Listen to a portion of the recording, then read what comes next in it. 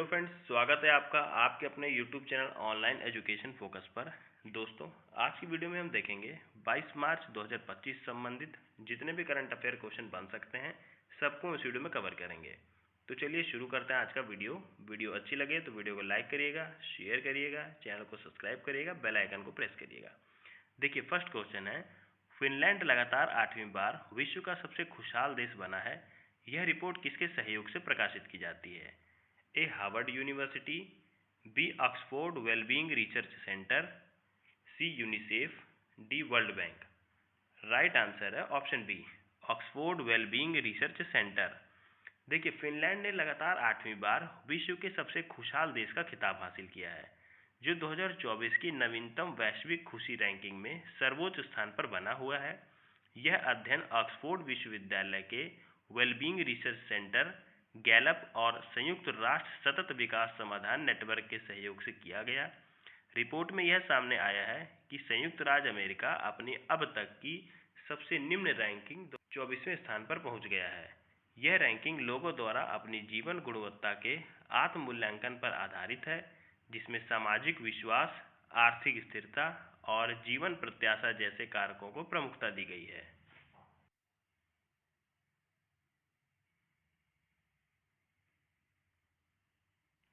देखिए, अगला प्रश्न है, भारतीय प्रतिस्पर्धा आयोग सीसीआई ने टाटा सन्स को किस कंपनी में 10% अतिरिक्त हिस्सेदारी खरीदने की मंजूरी दी है?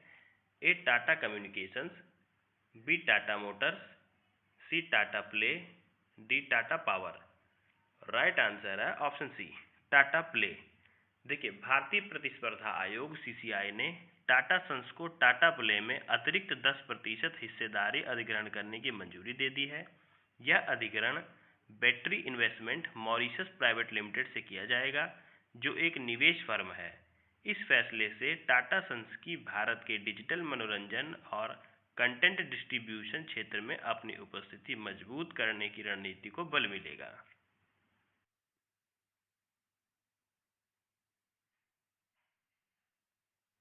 देखिए, अगला प्रश्न है, असम में नामरूप 4 उर्वरक संयंत्र की स्थापना किस नीति के तहत की जाएगी? ए राष्ट्रीय निवेश नीति 2015, बी आत्मनिर्भर भारत योजना, सी नई निवेश नीति एनआईपी 2012, डी पूर्वोत्तर विकास योजना 2018। राइट आंसर है ऑप्शन सी, नई निवेश नीति एनआईपी 2012। देखिए, केंद्रीय मंत्रिमंडल, जिसकी अध्यक्षता प्रधानमंत्री नरेंद्र मोदी कर रहे हैं, ने असम के नामरूप स्थित Brahmaputra valley fertiliser corporation limited में एक नए ब्राउनफील्ड अमोनिया यूरिया संयंत्र नामरूप 4 की स्थापना को मंजूरी दे दी है। 12.7 लाख मीट्रिक टन वार्षिक क्षमता वाला यह संयंत्र न्यू इन्वेस्टमेंट पॉलिसी एनआईपी 2012 के तहत संयुक्त उद्यम के रूप में विकसित किया जाएगा। इस परियोजना की अनुमानित लागत 10,601.40 करोड़ रुपए होगी, जिसमें ऋण इक्विटी अनुपात 70:30 रहेगा।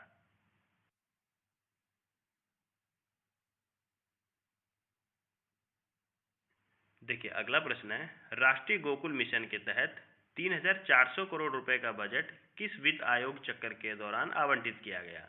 ए 14वें वित्त आयोग, बी 15वें वित्त आयोग, सी 16वें वित्त आयोग, डी 17वें वित्त आयोग। राइट आंसर है ऑप्शन बी, 15वें वित्त आयोग। देखिए, प्रधानमंत्री नरेंद्र मोदी की अध्यक्षता में केंद्रीय मंत्रिमंडल ने संशोधित राष्ट्रीय गोकुल मिशन को मंजूरी दी है, जिससे पशुधन क्षेत्र की वृद्धि को बढ़ावा मिलेगा। यह संशोधित योजना विकास कार्यक्रम योजना के केंद्रीय क्षेत्र घटक के रूप में लागू की जाएगी और 15वें वित्त आयोग चक्र 2021 से 22 से 2025-26 के दौरान 3,400 करोड़ रुपए का कुल बजट आवंटित किया गया है, जिसमें अतिरिक्त 1,000 करोड़ रुपए की मंजूरी दी गई है। इस मिशन का उद्देश्य दूध उत्पादन बढ़ाना, आनुवंशिक सुधार करना और किसानों की आय में वृद्धि करना है। साथ ही भारत की स्वदेशी गोवंश नस्लों का संरक्षण वैज्ञानिक तरीके से करना है।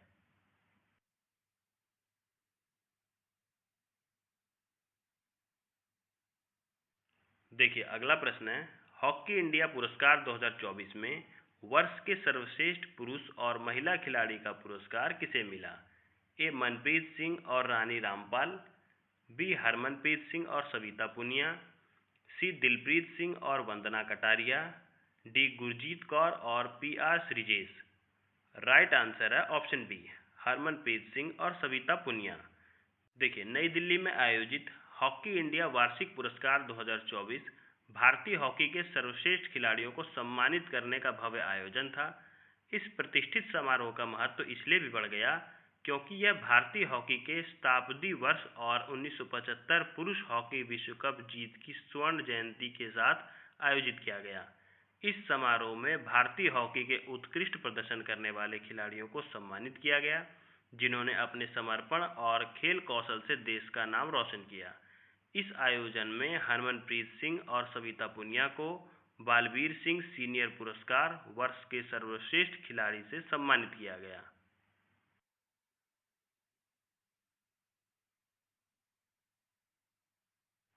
देखिए, अगला प्रश्न है, बेल ने किस स्वदेशी रडार के लिए रक्षा मंत्रालय के साथ 2,906 करोड़ रुपए का समझौता किया है?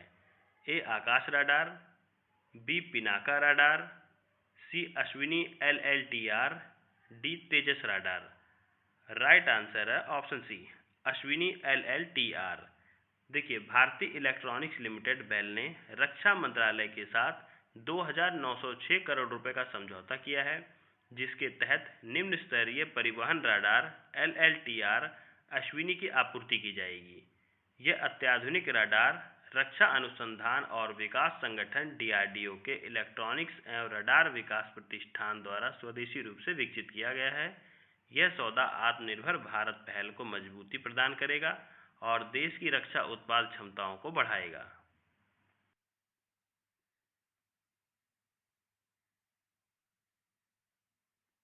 देखिए, अगला प्रश्न है, भारत और न्यूजीलैंड ने हाल ही में किस समझौते पर वार्ता शुरू करने की घोषणा की है?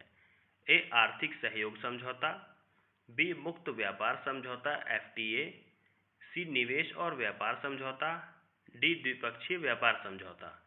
राइट आंसर है ऑप्शन बी, मुक्त व्यापार समझौता FTA। देखिए, भारत और न्यूजीलैंड ने व्यापक और परस्पर लाभकारी मुक्त व्यापार समझौता FTA के लिए औपचारिक रूप से वार्ता शुरू कर दी है, जिससे द्विपक्षीय समझौतों को एक नई गति मिलेगी। यह समझौता भारत का ओशिनियाई क्षेत्र में दूसरा FTA होगा, जो भारत ऑस्ट्रेलिया आर्थिक सहयोग और व्यापार समझौते के बाद हो रहा है, जिसे अप्रैल 2022 में संपन्न किया गया था।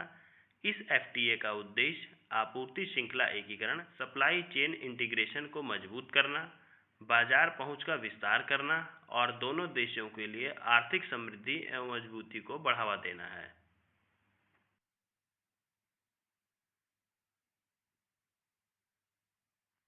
देखिए, अगला प्रश्न है, आर्मेनिया और अजरबैजान ने किस क्षेत्र को लेकर 4 दशक पुराने संघर्ष को समाप्त करने के लिए शांति संधि पर सहमति बनाई है?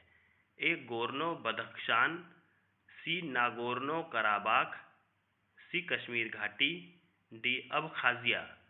राइट आंसर है ऑप्शन बी, नागोर्नो कराबाख। देखिए, आर्मेनिया और अजरबैजान ने लगभग 4 दशक से चले आ रहे नागोर्नो कराबाख संघर्ष को समाप्त करने के लिए शांति संधि के मसौदे पर सहमति बना ली है। यह समझौता 13 मार्च 2025 को अंतिम रूप से दिया गया, जिससे दक्षिण काकेशस क्षेत्र में स्थिरता स्थापित करने की दिशा में एक बड़ा कदम उठाया गया है। हालांकि अजरबैजान ने संधि पर हस्ताक्षर करने से पहले आर्मेनिया के संविधान में संशोधन की मांग की है, जिससे इसकी आधिकारिक स्वीकृति की समय सीमा पर अनिश्चितता बनी हुई है।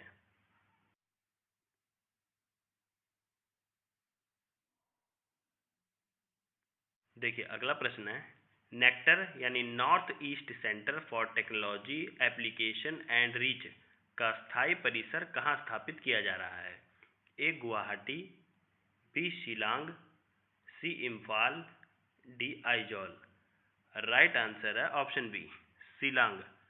देखिए, 2025 को शिलांग के मावडियांग डियांग में North East Centre for Technology Application and Reach NECTAR के स्थायी परिसर की आधारशिला रखी।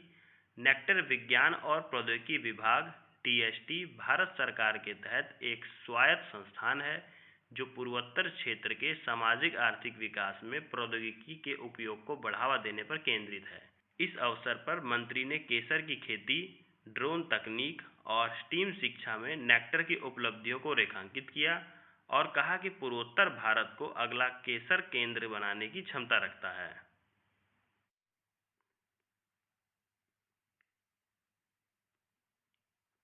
देखिए, अगला प्रश्न है, राष्ट्रीय टीकाकरण दिवस प्रतिवर्ष किस तारीख को मनाया जाता है? ए 12 मार्च, बी 14 मार्च, सी 16 मार्च, डी 18 मार्च। राइट आंसर है ऑप्शन सी, 16 मार्च। देखिए, राष्ट्रीय टीकाकरण दिवस जो प्रतिवर्ष 16 मार्च को मनाया जाता है, भारत की सार्वजनिक स्वास्थ्य सेवा और टीकाकरण अभियान के प्रति समर्पण को दर्शाता है। यह दिवस टीकों से रोके जा सकने वाले रोगों को समाप्त करने के लिए किए जा रहे सतत प्रयासों की याद दिलाता है और सार्वभौमिक टीकाकरण कवरेज सुनिश्चित करने के महत्व को उजागर करता है। राष्ट्रीय टीकाकरण दिवस 2025 के अवसर पर यह आवश्यक है कि हम भारत की टीकाकरण यात्रा, इसकी उपलब्धियों और आने वाले समय में स्वास्थ्य सुरक्षा को सुनिश्चित करने के लिए किए जाने वाले प्रयासों पर विचार करें। तो फ्रेंड्स, यहाँ पे हमने 22 मार्च 2025 से संबंधित जितने भी करंट अफेयर क्वेश्चन बन सकते थे सबको देख लिया और यहीं पे हम वीडियो का एंड करते हैं। वीडियो अच्छी लगे तो वीडियो को लाइक करिएगा, शेयर करिएगा, चैनल को सब्सक्राइब करिएगा, बेल आइकन को प्रेस करिएगा, जिससे मेरी आने वाली हर वीडियो का नोटिफिकेशन आपको मिलता रहे। मिलते हैं फिर अगली वीडियो में, तब तक के लिए जय हिंद, जय भारत।